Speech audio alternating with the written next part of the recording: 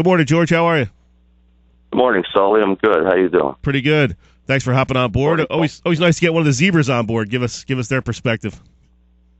I've been involved in the Cape Atlantic League for 25 years, so it's my pleasure to talk high school football with you guys. What's your favorite game in 25 years?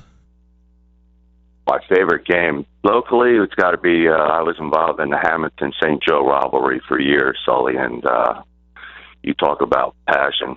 And, Hamilton, the Battle of Hamilton every year. Didn't matter what the records were. More often than not, both teams were undefeated.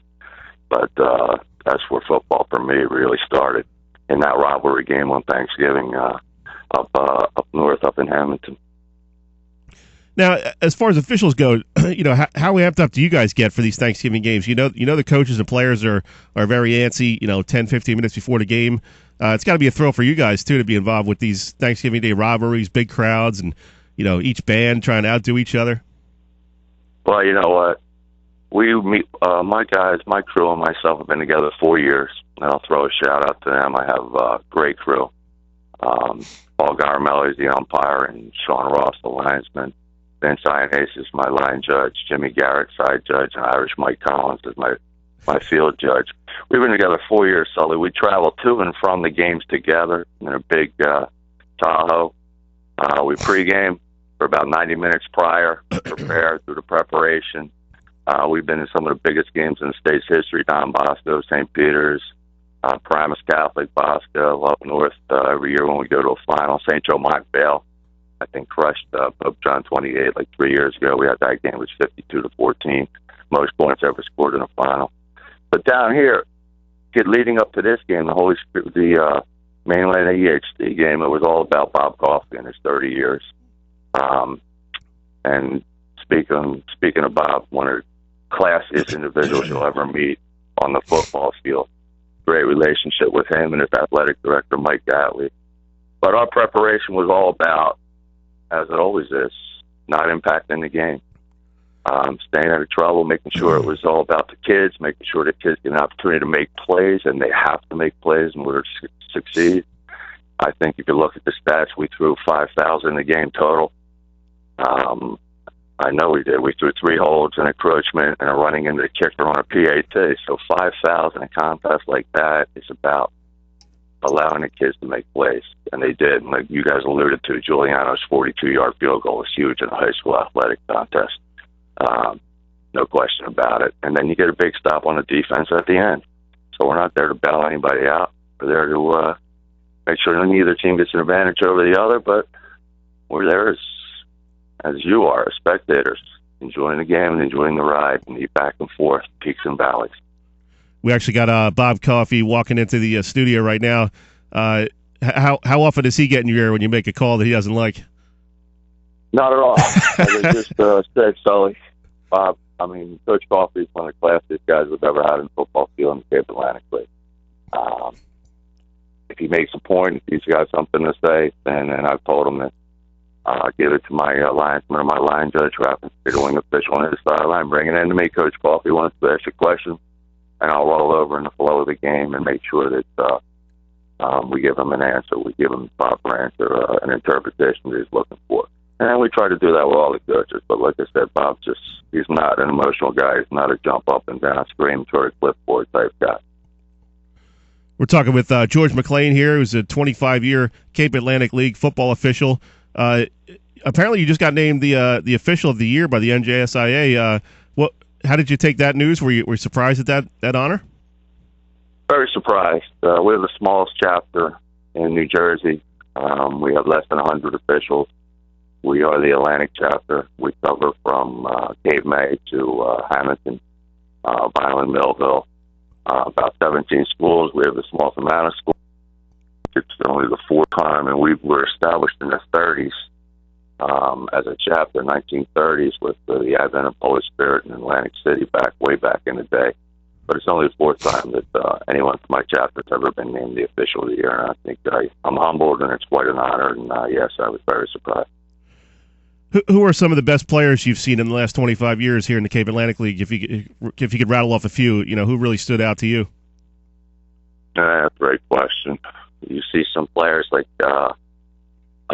William Green, just a man-child, huge, went on to be a running back. You see, obviously, the parochials, you're going to see some players compete at any level and go to collegiate level. But what was the kid's name?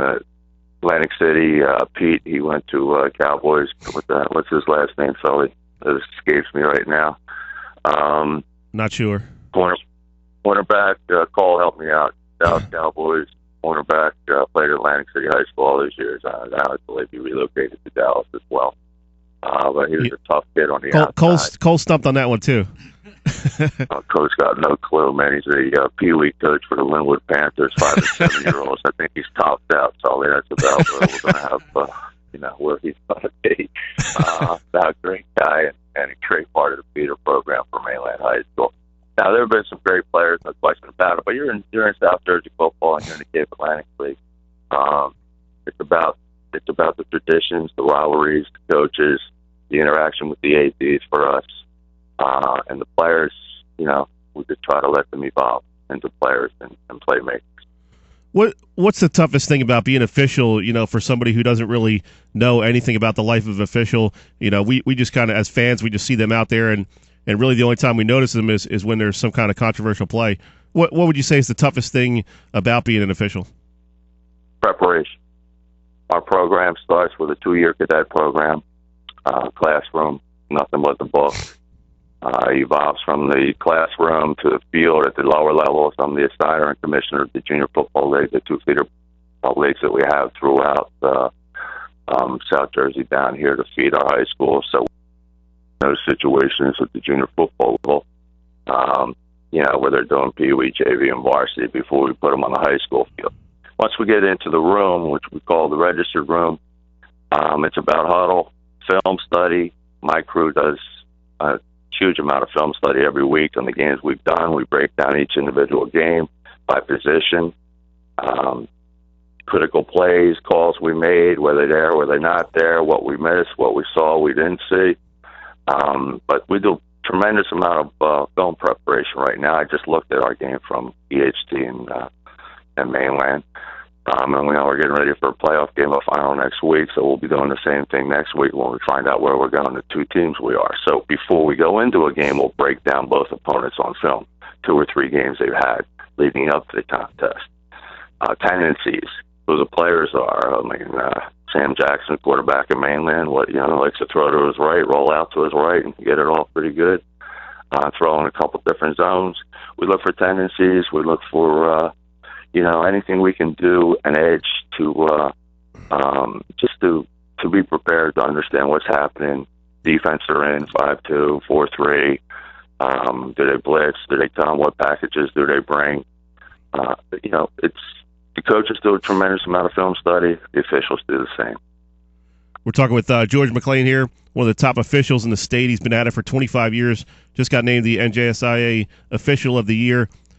George, what's that like when your whole crew really nails a game? You got all the calls right. That's got to be a great feeling. It is a great feeling. And a game like we had Coach Coffey might disagree with some of those calls. But Coach, I'll tell you what, big emotional game for him. He's got his son Ty playing his last game. It's been a 30-year career. He wants it as much as anybody and deserves to win as much as anybody in that contest. We didn't want to impact the game, especially coming down the stretch, and we did. Like I said, we only had 5,000 in the contest. We made it about the kid.